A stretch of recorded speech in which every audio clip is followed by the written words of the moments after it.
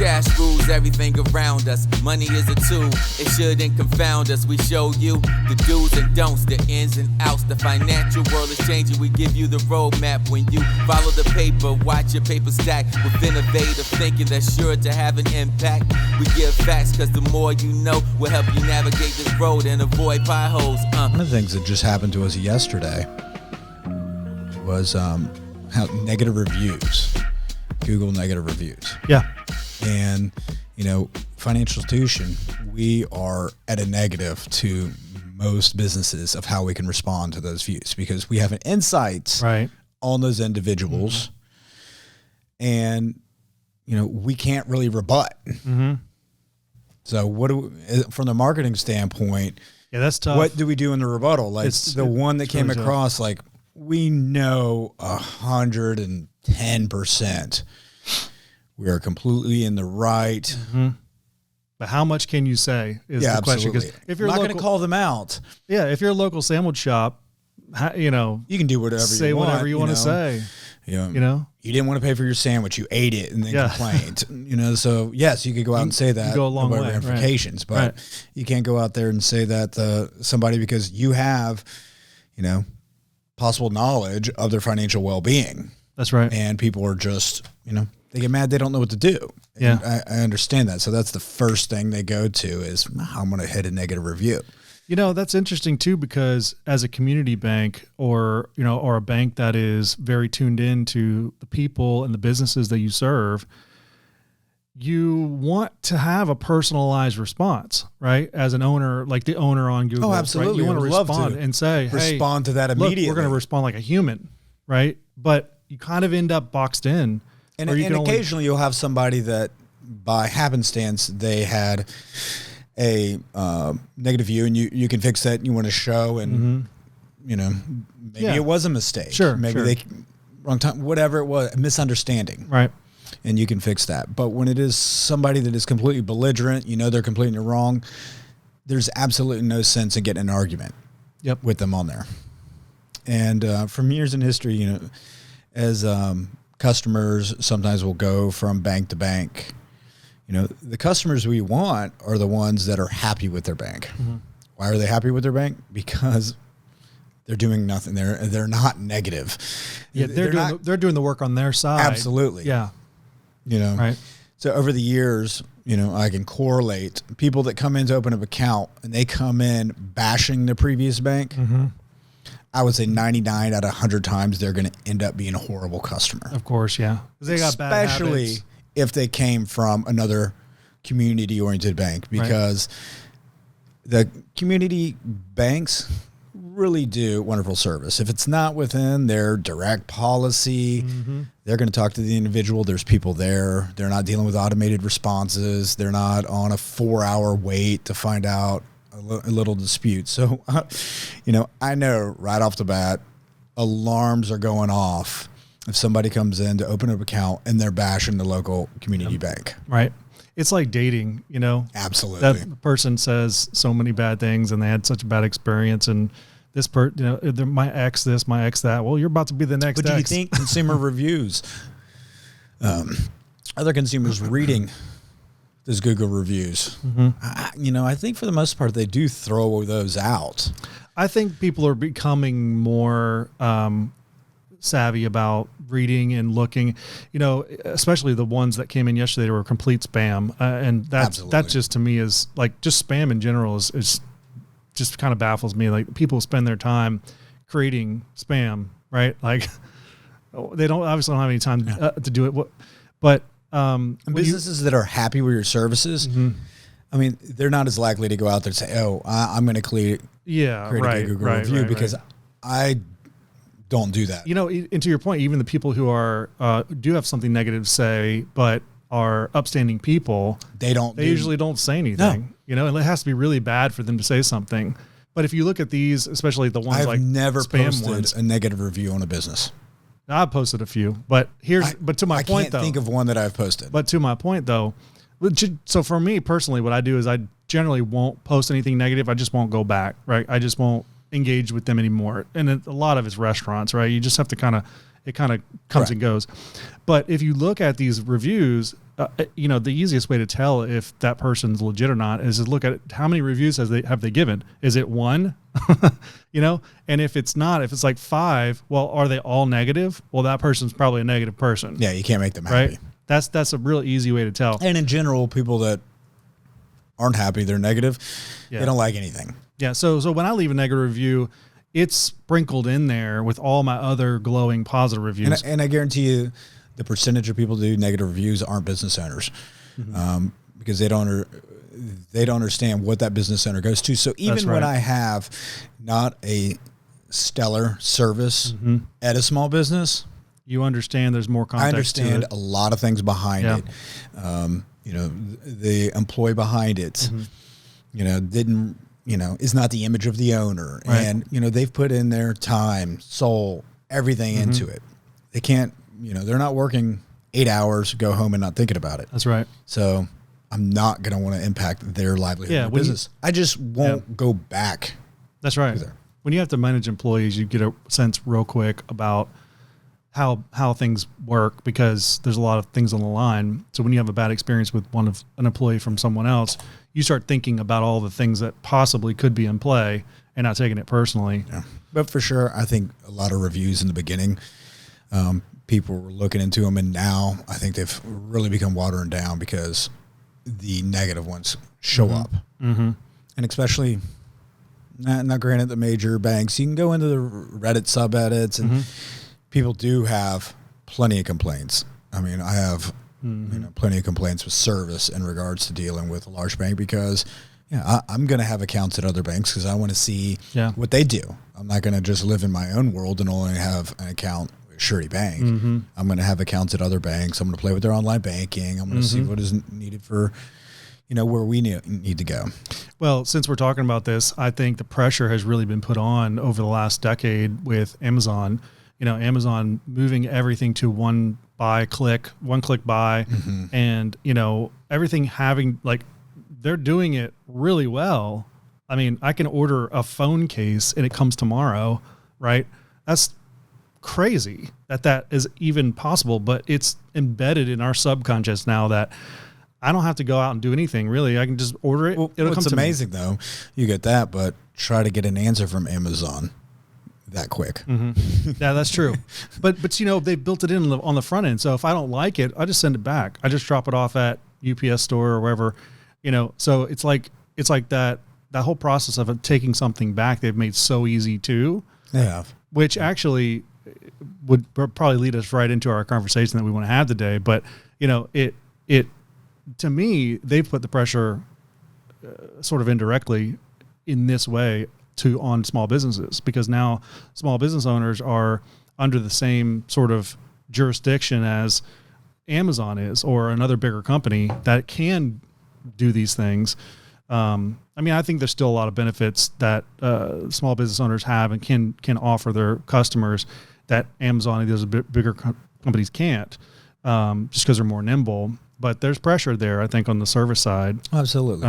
But when they do get to that size, now you got the unfairness of them pushing their own product to the top and having the analytics of knowing what is selling and to create. But this brings us to our topic today, which is fraud. Absolutely. We talked about this a little bit before on the consumer side, and I'm 100% on the same page, where I think that, you brought up this point about consumer fraud. It's not called fraud. It's not seen as fraud, but I think if you were to get inside of Amazon or any other big company and you ask them what they thought about it, they probably would say, yeah, we look at that as fraud too, where, I'm going to buy a bunch of stuff and then I'm going to take it all back. Right. That's not benefiting. No, that's adding to the cost. They're paying for. So I think it'd be good to kind of get your take on all of that as it relates to, because we think of fraud, we think of being, the consumer being defrauded. Absolutely. But it works the other way. So, over the years, I think we've done a fantastic job of adding consumer-related protections. But in turns, consumers have really wised up. It's so easy to dispute a charge these days. You have provisional credit that banks have to give if they submit charges within certain time frames. And there's a lot of time frames. So if you're watching your account, rest assured you saw an item that hit that is fraudulent, you can dispute that very quickly, get provisional credit. So all those things are great. They're fantastic. But then that adds how many consumers are saying that's a fraudulent purchase when it's not. Because what happens on a debit card transaction is it gets disputed. You have to give provisional credit.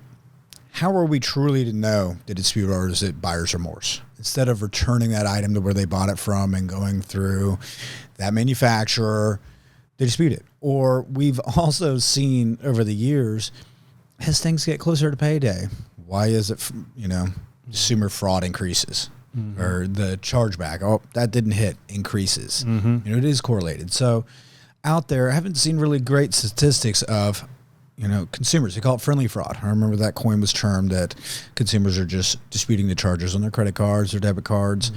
However, that now they have a constraint on their money, or they don't like their product, buyer's remorse. So nobody's doing anything about that. Right.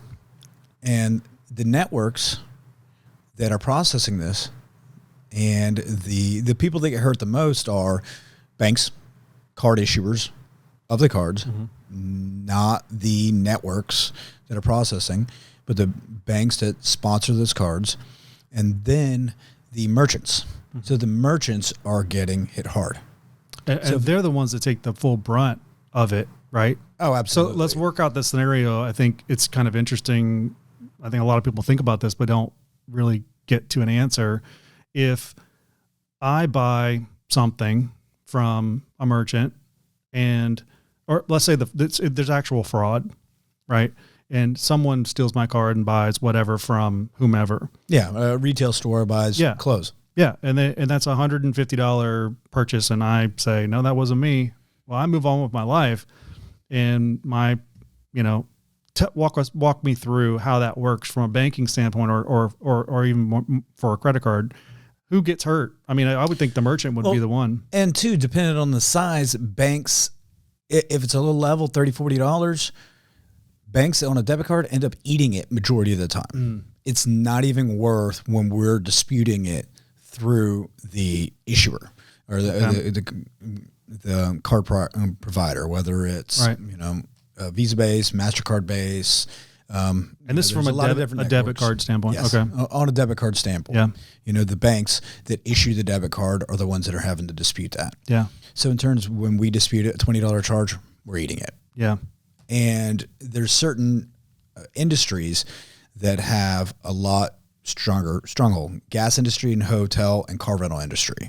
Those are three very big ones that they can force even transactions through when there's not even sufficient balances on the cards to cover. So you can have $20 in your account, but if you swiped at the pump, it's only checking $1 in your account. Right. So you could swipe $60 at that pump. That next day, that account's $40. It ran through, it goes through. If that consumer does not put in that $40 and add to it, or just close the account, you can't find them, the bank, us, end up eating that $40. Okay. All day long. That happens regularly. So consumers, when you're talking about how ease of opening up account, we've seen it in areas where they open up account, $50. First thing they do is get a debit card, go to the gas station 3 different times, run up $150. They made $100 worth of gas. Gone. Done. Yeah. Is anybody going to go prosecute over $100? Yeah. No. They end up putting them on check systems, and maybe that individual can't open up a checking account at, banks that subscribe to check systems, but, that's gone. So, the percentage of with credit card, who's eating that bill, and it ends up going back to consumers because, now let's get a retailer. Retailer's selling $150 worth of clothes. They did everything. It was a chip card. They have a lot better recourse of not paying with a chip card. Okay. So when they do get the chip, that merchant is a lot better protected. Yeah. Yeah, I saw that when it came out, and I learned that from you. And then I'd go in places and I'd see they didn't have the chip. Actually, it was a Chick-fil-A somewhere. I went in and they didn't have the chip part, and it didn't look like they weren't planning on changing over. And I was just thinking to myself, wow, maybe they don't know the danger here. It's a bigger organization. You'd think they would hand these things down, because I think a lot of their readers are the same from location to location now. Typically, they like to have continuity in the readers. Which makes sense. But in general, those readers cost money. So the provider they're going through may provide them a couple units, but if they've got 12 point of sales, they're going to have to invest some money in it. And maybe they already have. They probably updated it now, but back then when I saw that, I was thinking, wow, now that I know what I know, they're really on the hook for a lot of money here. They have an open, ended risk there. Yeah, absolutely. Could be a huge cost for that organization to have readers everywhere. So in a case like that, they're kind of in between technology. Let's say they don't know what they don't know. Someone comes in to commit fraud there, and they buy, I don't know. That's going to be on a lower scale. Probably not going to buy $500 worth of food, but let's say they buy $80 worth of food. Are they the ones that are eating that cost of that $80? I guess it would depend on if it's credit card or debit card, but my expertise lies more on the debit network. Okay, yeah. Because where the issuers are there on the credit side. So definitely, we need to get a specialist in here on the credit card side. Yeah, I think so. Within everything, I use a debit card, but I also use a credit card. Right. And how, individuals use their money is very specific to how they live. Yeah. For a consumer that is not going out there to create consumer fraud and has a conscience and is going to return things the proper way, by all means, you have much better protection by using a credit card and paying it off each month. Yeah. Okay. So you've got a lot of other networks and everything. You've got great protection on a debit card as well as a consumer, but the issue happens if it does run negative that day, and then fraud did hit your card, and that impacted you before you caught it for a day or two, and you maybe had some other items. If your account ran a negative balance and now you're at the store and you can't pay for that. Yeah. And you didn't have time yet to dispute it, to get provisional credit, you're going to be embarrassed in that line. Yeah. Nobody likes that. Yeah. I've had it happen to me because a card network was down over the years. And, you even though you have money in an account, what's wrong? Yeah. Anything happen. A lot of times it's the internet connection to the retailer, but that person behind it doesn't know. I wonder how that plays out in the new Jeff Bezos economy, where you just walk out with your items, Yeah. Where I know that somehow the barcodes or whatever, it's all connected, so it hits your Amazon account. Yeah, then you're going to get used to walk out of the stores and then walk out on stores that, don't have the barcode. Yeah, I know. That's such a weird behavior that they're setting us up to fail, at least for a period of time. But, yeah.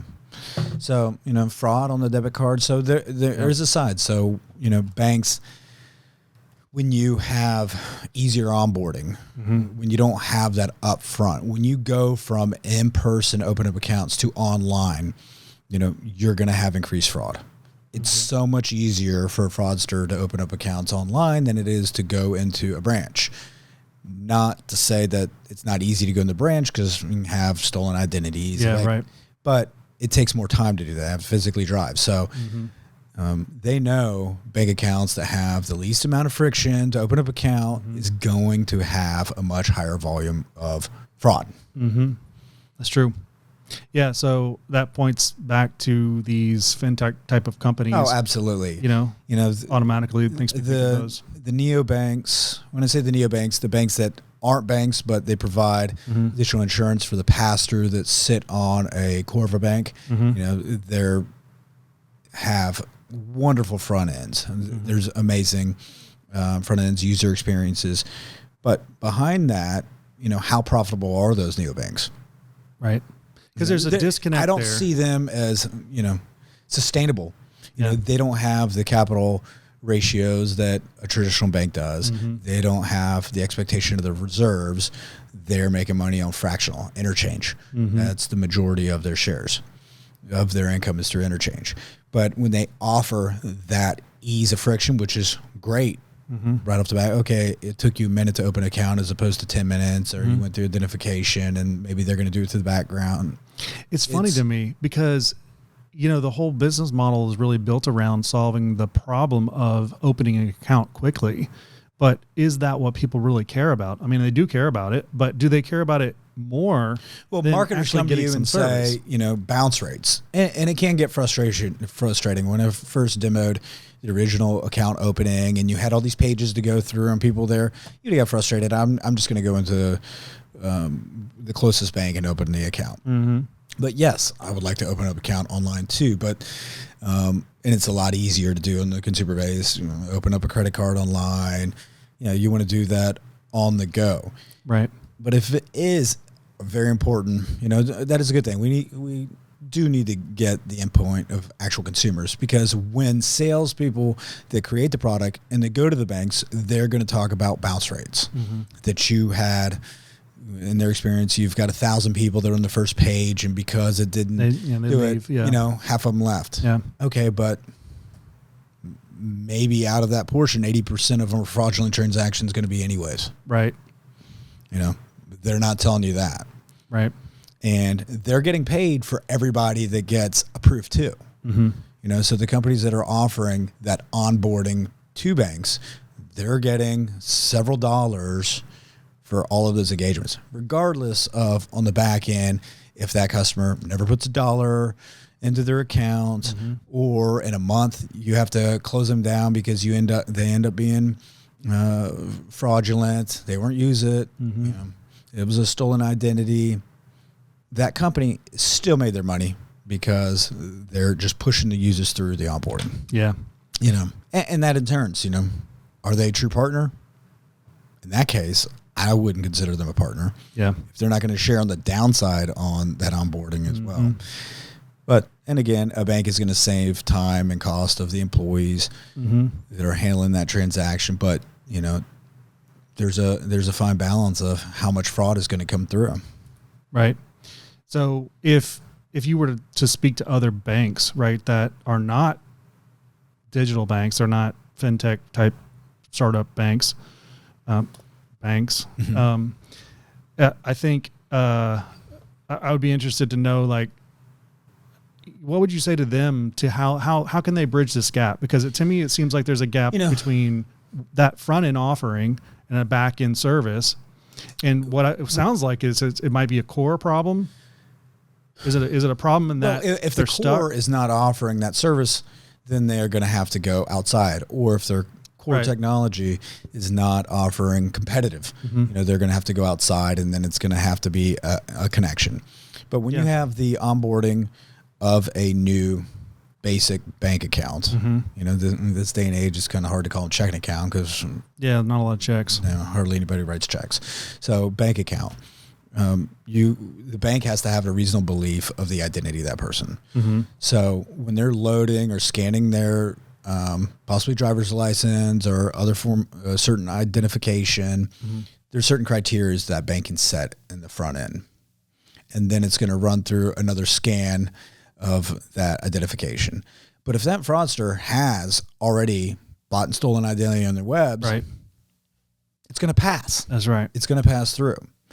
The only other way to actually kind of stop that is to have other check their IP address. Is it located in the town that is, to their ID?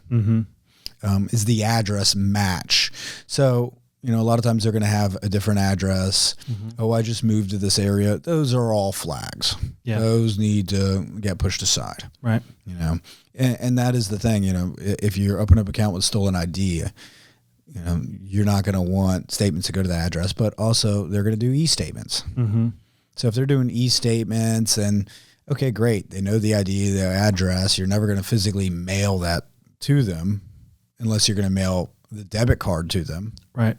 But they can still transact without that debit card through bill pay.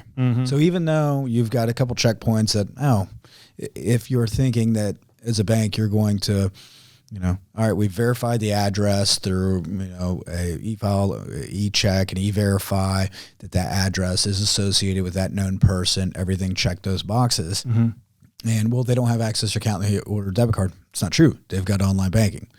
They can move money in through other means outside of that debit card. Yep. And it's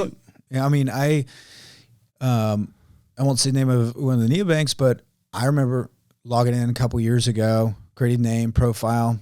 I never even funded the account. I did the same thing. And in the next few days, I got a debit card. I did the same thing. I never got a card. I never heard anything from them, actually. I signed up for an account and just to kind of go through the process and nothing. Yeah.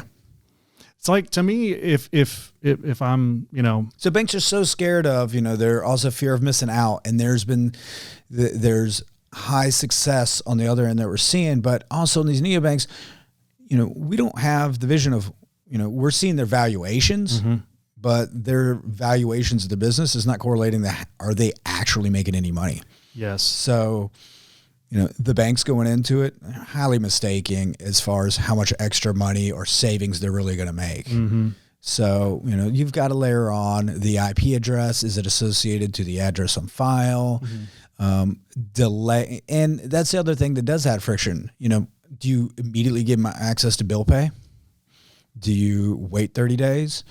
Traditionally, banks wait 30 days before they'll hold everything coming in via check deposit. Okay. They're going to hold it for, customary, a couple days, couple business days. They're going to hold all new deposits, unless it's ACH or, that causes other friction. forms. That causes friction. Exactly. So you're still causing friction. Yeah. But if that consumer is, that's not going to cause me, consumer, if I open up an account at another bank. I'm going to understand that, but I'm in the know. I'm going to deposit enough money to cover that day. If I'm making a deposit, I don't need all that money within a day. I don't. But, I'm also a CEO of a bank. I'm not living paycheck to paycheck. Right. So a majority of Americans are. So you've got that, checks and balance of friction right in there. So you've got to find that gauge and pay close attention to it. Yeah. When I look at it like two industries. You have this. So I look at the neobanks as like a SaaS. It's investment heavy. It's all about the digital. Well, they always talk about the number of users. So you'll see some large ones. Exactly. I remember when they say, we have 1 million users. But am I considered a user? Yeah. I never funded it and I've got a card. I guarantee you I'm considered in one of those 1 million users during that time. Yeah. So how many are out there? Yeah. I cost them at least several dollars by issuing that card. Yeah. They've created a business that is on top of an existing business or industry that doesn't really solve any problems any differently than the current business is operating. So if you're in a bank, it's almost like if you do your due diligence and you think for yourself on this and you look and say, okay, well, it looks all shiny, but it's really not. There's no substance here. But you know what? Thanks for the idea. We'll take it back and we'll get better on our front end because you've shown us how to get better on the front end through marketing and building our user base. But we're still going to be best on the back end, on the service side, where they can't do it because they're not in that business. A lot of these companies on the front end, they have to do a better job of qualifying that person and that individual, whether it's IP address, sitting aside, having a little bit tighter constraints. It is, if they're, it depends on how embedded in their phone and what they go through, whether they're using cross-referencing LexisNexis. I mean, there are a lot of ways to really identify that person and, how much are you going to pay for? Yeah. I mean, it's the difference between 1 million users and 5,000 qualified users, and I think that's been being overlooked in the valuation. It's great that you have all the potential, the upside potential, but that how likely is that potential to play out? Because if you onboard a lot of fraudulent, that creates so much time. Chargebacks, you're having to hot card the debit card, cancel it. Things still could trickle through. You've still got residual risk. Your operations department is, oh my goodness, they're fielding calls. They're getting stuff from which is why someone like me, when I sign up, I don't ever receive anything because they're dealing with all this other stuff that they didn't know they didn't have to deal with. Or absolutely. Yeah. So, extremely fast onboard. We've got to do better as far as identifying that individual. IP addresses, if maybe they're not going through a VPN provider, routing it, masking the VPN. If that shows up, okay, it needs to be there. But in this day and age, even if you do a callback, they can switch to the SIM cards, and so there's a lot of things out there. It's the banking equivalent to a burner phone. Absolutely. But we definitely need to get someone I think that on here from a neobank, because I've asked the CEOs of the neobanks really interesting. Point out at Money 2020 years ago is to say, what percentage are actual users that you see that are actually in and out? They're not going to tell you those metrics. Even aside, they're not going to tell you the percentage of accounts that are open that are never used, or the fraud associated. Are they truly profitable on this idea based off of just interchange income? I agree. I think that'd be an interesting conversation.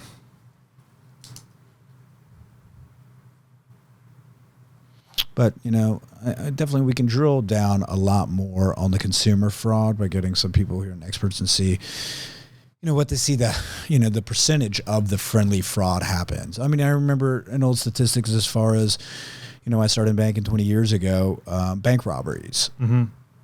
Well, over the years, there's more money that banks lose from, internal, at that time, shortages from teller drawers is way larger than a bank robbery. Yeah. But I saw one in the news the other day. I think I sent it to you, about a bank robbery, a physical robbery. Yeah, I don't think the guy got away with anything, but I mean, how likely is that someone comes in and they have a gun, let's say, or they say they have a gun and they say, give me all your money, right? I mean, to the teller, how likely is that they would actually get any money? I mean, I know there's cash that's there. There's cash that's because you have your drive-through. Yeah. I mean, businesses that have cash. There's drawer limits. So, tellers are not having enough money behind there to set that person. Yeah. A wealth of, hey, I made one big score, I'm never coming along. Yeah. That's going to be pocket change. If somebody comes in and they're not thinking it through. No. I mean, the worst thing to do is to come into a federally insured bank. Mm-hmm. Yeah. I mean, and they got cameras everywhere. I mean, it doesn't make any sense today. Maybe back in the old Wild West when there's nobody. It doesn't. Yeah. No. Now, I mean, if they're sophisticated, they're just going to create white-collar crimes. Yeah, so what's the modern-day bank robbery look like? I mean, what do you see happening right now digitally, or the white-collar kind of crime that would be the new bank robbery? You could have people applying for loans and falsifying their financials. Okay. Falsifying their tax returns. So they get the loan money of that kind of and then they spend it. They could do that with no intention to repay. Yeah. Or maybe they had the intention to repay, but they falsified documents. Mm-hmm. That's a lot harder today than it has. And probably more on the consumer side, personal loans. You would have it small. Yeah. Easy base. Like maybe $3,000-$5,000. Yeah. Something like that. Yeah, I mean, there are fast, online small business loans out there that you could get that through pretty quickly. Yeah, that's true. So you have that. I mean, there was a considerable amount of money fraud on the PPP side. So very awesome to see that they've prosecuted people that got the money and ended up buying a Lamborghini. Yeah, directly afterwards. So I'm amazed that actually some of those people have already been prosecuted in that short time frame. So they jumped on that pretty quick. But there's a lot out there still. When we did the PPP loans, we made sure to take care of our customers and people that we knew in our community. Because yes, we did see people that we know that they would apply and we're like, I'm sorry, we know your salaries last year were X and how did they go up 20 times a month since then. Yeah, it's not happening. We're not submitting this. Yeah. You know? Yeah. Since we're on the topic of fraud, I think it would be good to jump into the money service businesses and just kind of touch on that, you know, because I think a lot of what you do on that side is relegated to fraud and protecting those customers. You know, you have a whole team here at the bank that's dedicated to. Yeah.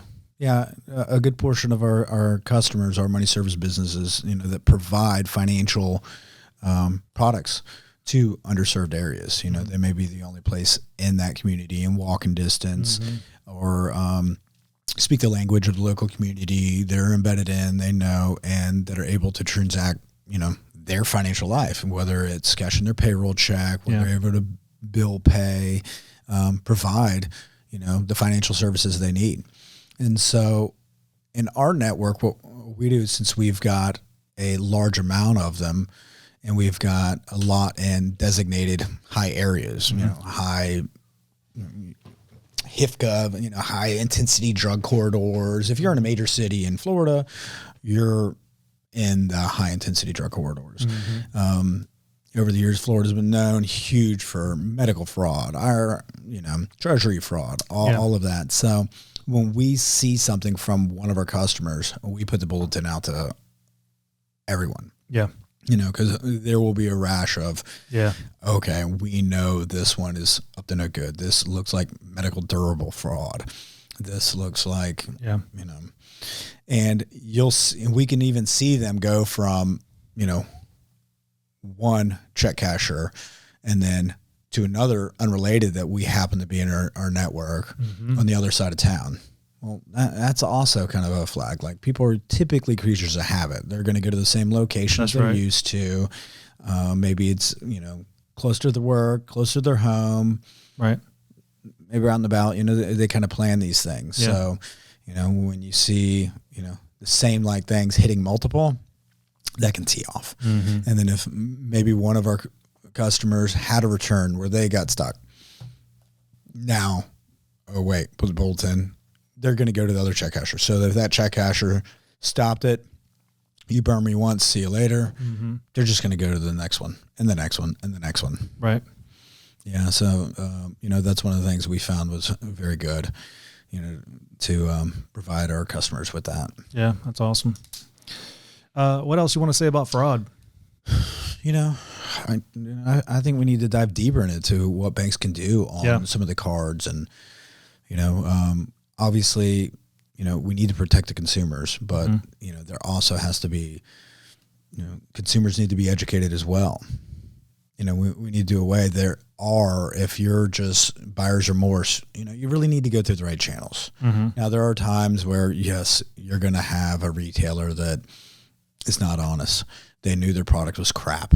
Right. It is there. But, you know, the people that facilitated that transaction, you know, it's unfair for them to get charged because if you're dealing directly with that manufacturer. Now you dispute that charge. That retailer won't do anything. So now you're disputing it through the bank. Now you're disputing through this. Yeah. You know.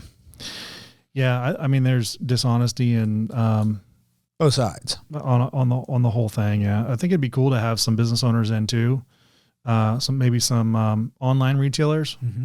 You know, there are businesses right now that are selling for millions of dollars that are, it's an FBA. I don't know what it stands for, but through Amazon, where you can basically have a storefront on Amazon, and they're selling their businesses now. I mean, it's been that long.